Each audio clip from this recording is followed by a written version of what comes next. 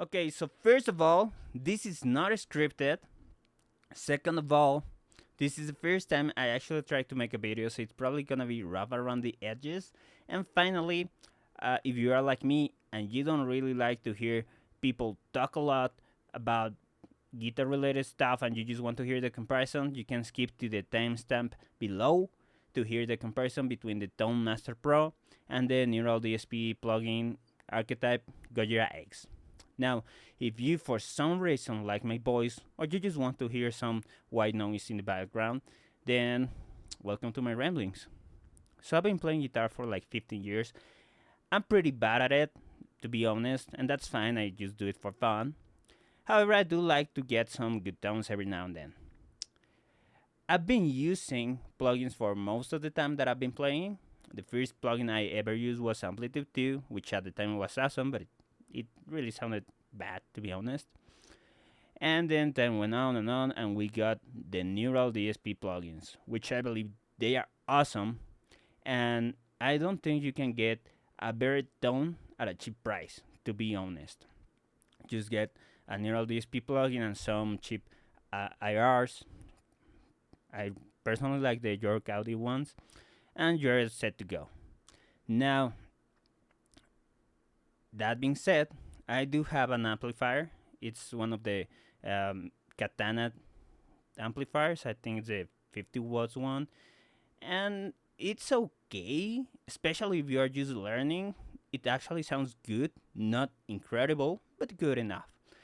However, I'm really lazy and sometimes I just don't want to put up with waking up the bed and coming all the way to turn on the computer and then just playing along with the computer, doing nothing else. And when that time comes, it gets to the point where the Katana just doesn't quite make the tones I want to get. So I decided to buy a modeler because those things are awesome as well. I went to the store and got a Tonemaster Pro because it was for like $1,000. I mean, it's not cheap, but it was at a good price, all things considered.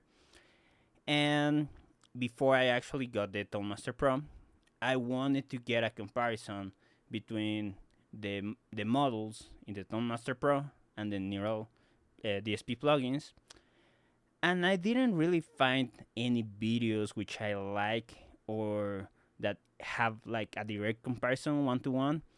So because I got the Tonemaster anyway, I decided that I'm going to make a video about it. So without further ado, here we go. I'm gonna leave a clip of me playing some random stuff pretty badly, but it is a direct comparison. Now, it's a really simple setting. It's just an overdrive, the 5150 model, and I'm using the same guitar. It's actually the same audio. I record both the DI audio and the Tonemaster Pro audio at the same time. And I'm using York Audio's IRs. I think it's the Silla Cab one. I do have to say that the impedance curve on the Tonemaster Pro for the IR it's set to the Greenbacks one because that's the one I like the best, and the plugin doesn't have that option. So other than that, everything else is the same. So here's the comparison.